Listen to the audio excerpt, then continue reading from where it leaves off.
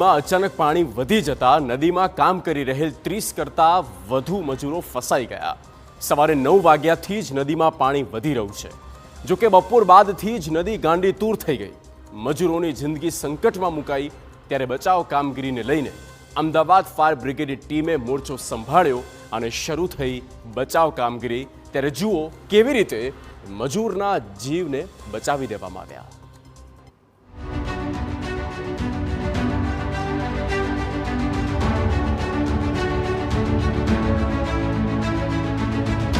સાબરમતી થઈ ગાંડીતૂર।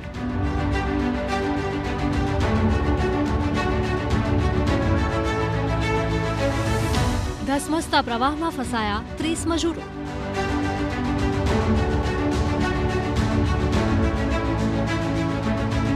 શરૂ થયું દિલ ધડક રેસ્ક્યુ ઓપરેશન। ઉપરવાસમાં થઈ રહેલા ભારે વરસાદના કારણે હાલ સાબરમતી નદીમાં પાણી છોડવામાં આવ્યું છે। સાબરમતી નદી હાલ 2 કાંઠે વહેતી જોવા મળી રહી છે। ત્યારે અચાનક નદીમાં પાણી વધતા બાકરોલમાં 30 કરતાં વધુ મજૂરો ફસાયા। રેલવે ઓવરબ્રિજનું કામ કરતા 30થી વધારે શ્રમિકો નદી વચ્ચે ફસાઈ ગયા। ચોતરફ માત્ર પાણી જ પાણી। જિંદગી સંકટમાં મુકાઈ ગઈ અને મજૂરો ચિંતામાં।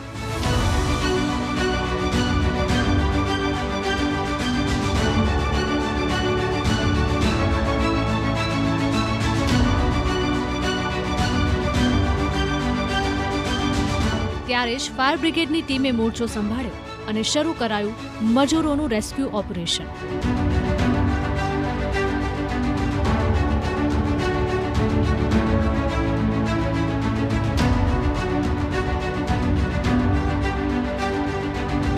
ફાયર બ્રિગેડની ટીમે બોટની મદદથી રેસ્ક્યુ ઓપરેશન કર્યું।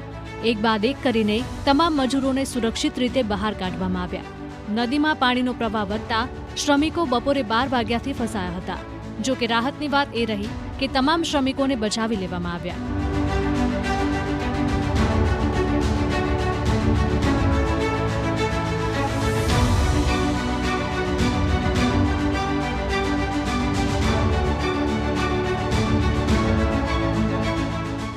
સરખેજના બાકરોલમાં જે સાબરમતી નદી છે, સાબરમતી નદીમાં જ્યાં રેલવેની ઓવરબ્રિજની કામગીરી ચાલી રહી છે ત્યાં મજૂરો ફंसाया था। कितने लोग आप फंसे हुए थे, कब से फंसे हुए थे वहाँ?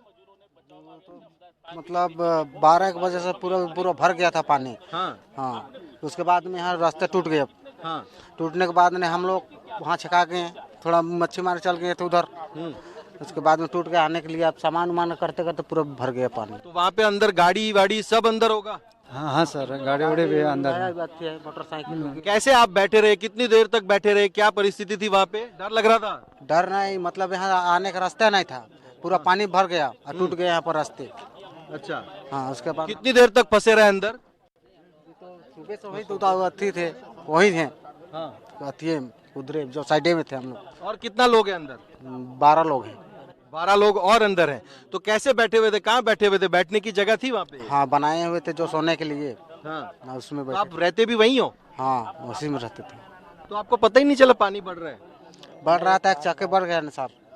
हम लोग कैसा इतनी देर तक वहाँ बैठे रहे, आपको फिर कैसे आपने मदद मांगी? तो नहीं, हम लोग मदद नहीं मांगते थे, आने नहीं सके हम। अथी दिया था ये हम लोग का ठेकेदार है, वो वहाँ कंपनी से बात किया, उसके बाद में फिर आप लोग बाहर निकले। तो अभी आपको राहत हो रहा है कि आप बाहर आ गए? राहत मिल रहा है सर। मिला फुल। તો ફાયર બ્રિગેડના જે ડિવિઝનલ ફાયર ઓફિસર છે એમની સાથે પણ વાત કરીશું। જે પરિસ્થિતિ છે એ પરિસ્થિતિ ખૂબ વિકટ પણ છે, કારણ કે ઝાડી ઝાંખરા પણ છે, બાવળ પણ છે અને એમાં રેસ્ક્યુ કરવું પડે એવી છે। કેટલી ટીમો લાગી છે અને કયા પડકારો સામે છે? જી, અમદાવાદ ફાયર બ્રિગેડ ડિપાર્ટમેન્ટના કંટ્રોલ રૂમને કોલ મળતા આપણા નજીકના જે ફાયર સ્ટેશન છે, Aslali fire station, Prahlad Nagar fire station, Thaltej fire station, આ બધા અલગ અલગ જગ્યાએથી આપણી ઇમરજન્સી રેસ્ક્યુ ઓપરેશન ટીમ આવીને રેલવેના જે વર્કર્સ છે એનું ઓલમોસ્ટ રેસ્ક્યુ ઓપરેશન સ્ટાર્ટ કરી દીધેલું છે। 80% ઓપરેશન કમ્પ્લીટ છે। હજી 10-15 લોકોનું રેસ્ક્યુ ઓપરેશન ચાલુ છે અને ઓલમોસ્ટ બને એટલા જલ્દી સમયમાં આપણે અમદાવાદ ફાયર બ્રિગેડની ટીમ રેસ્ક્યુ ઓપરેશન કરી નાખશે। રેલવેના તમામ વર્કર્સ હતા, એ લોકો કામ કરતા હતા અને પાણી છોડાયું એટલે પાણી વધી ગયેલું હતું। નજીકના ફાયર સ્ટેશને લોકોનું રેસ્ક્યુ ઓપરેશન કરી નાખ્યું છે। કોઈ અત્યારે જાનહાની નથી। અચ્છા, એક સૌથી મોટી વાત અહીંયા એ છે, અમને સમજાવો, કારણ કે આ જે ઝાડી ઝાંખરા છે ને આટલું અંતર છે એટલે એ કેટલું કઠિન થઈ જાય છે ફાયર બ્રિગેડની ટીમ માટે કે એને રેસ્ક્યુ કરવા અને બહાર લાવવા અને બોટ પાછી એમાં લઈ જવી નહીં? જી, ખાસ કરીને આવા જે ઇમરજન્સી રેસ્ક્યુ ઓપરેશન્સ હોય છે તે ખૂબ જ ચેલેન્જીસ હોય છે। ઝાડ લાડવા અને આ બધી વસ્તુઓ પાણીની સાથે હોય છે. એટલે આપણી જે ઇમરજન્સી રેસ્ક્યુ ઓપરેશન બોટ છે અને ટ્રેન્ડ સ્વિમર છે આપણા અમદાવાદ ફાયર બ્રિગેડના, એ લોકો રેસ્ક્યુ ઓપરેશન બહુ સારી રીતે જાણકાર છે એ લોકો, અને એ લોકો ટ્રેન્ડ હોય છે અને તમામ લોકોનો ઓલમોસ્ટ 80% રેસ્ક્યુ ઓપરેશન કમ્પ્લીટ છે.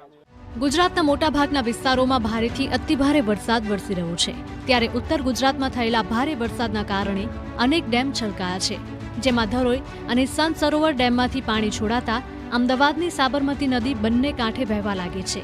સાબરમતી નદીમાં પાણીનું સ્તર વધતા રિવરફ્રન્ટ પરના નીચાણવાળા વિસ્તારો અને વોકવે પર પાણી ફરી વળ્યા છે, જેમાં બાકરોલ ગામ નજીક નદીના પાણીના પ્રવાહમાં ફસાયેલા 30 જેટલા શ્રમિકોનું રેસ્ક્યુ કરવામાં આવ્યું છે. અમદાવાદથી સચિન પાટીલ સાથે બ્યુરો રિપોર્ટ, TV9.